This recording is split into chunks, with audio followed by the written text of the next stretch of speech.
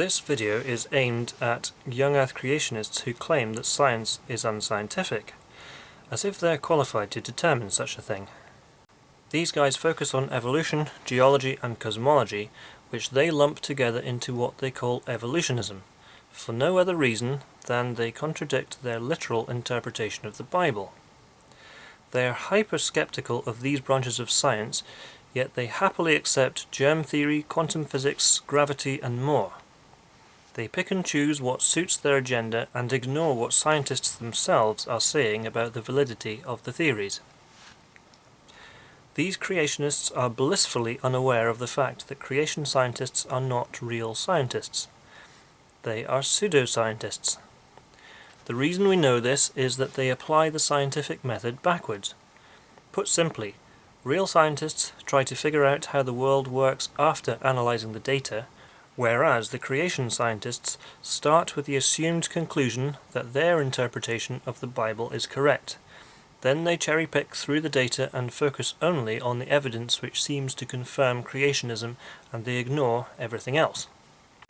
I submit that, as well as being pseudoscientific, young Earth creationism also incorporates a conspiracy theory in which it is claimed that evolutionists, there's that dubious generalization again, are all in cahoots and promote false theories.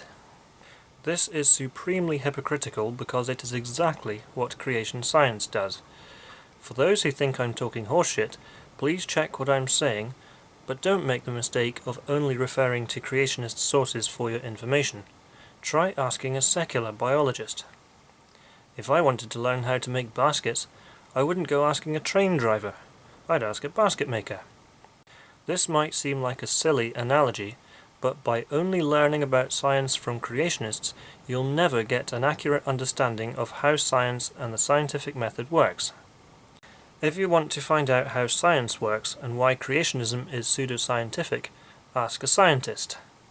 And no, Kent Hovind is not a scientist. I mentioned before that creationists are highly skeptical of science.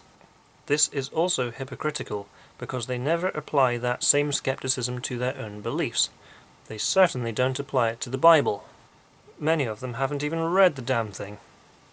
It is this kind of inconsistency which bothers me. I wouldn't care if they kept this to themselves, but when they try to force it on others to try to get more people to think like they do and believe what they believe, I become irritable. If they're doing this out of ignorance, then someone needs to point out their mistakes to them. If they're doing it for financial profit, or if they simply don't care whether any of it is true, then a more forceful opposition is required, in my humble opinion. Another thing which none of them seem to realize is that an accurate understanding of science almost always causes a person to abandon their beliefs in a young Earth.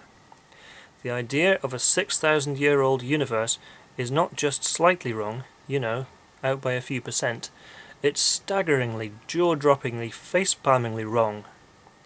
How wrong, I hear you ask? The universe is 3.2 million times older than they think it is. Think of it in terms of money.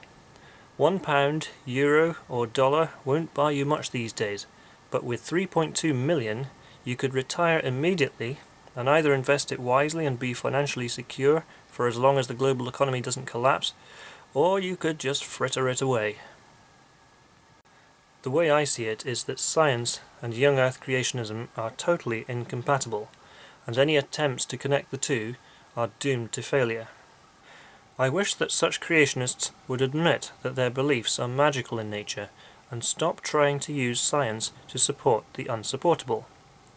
If they want to persuade people who know about the real world that their worldview is correct, then they ought to have some pretty good evidence to back up their claims. But they don't. Before I finish, I'd like to say that there are some creationists who do have a reasonable understanding of science, and this video is not addressed to them. But I'd say that they are almost as rare as unicorn dung. My main disagreements are with the fundamentally religious and those we might call extremists. Science and religion don't need to try to disprove each other. Some scientists are religious, but they keep the two things separate, unlike the creation scientists, who, like I said, are not proper scientists. Anyway, thanks for watching, and don't take anything I've said unskeptically. Check it out for yourselves, and if you find that I've made any mistakes, please point them out to me.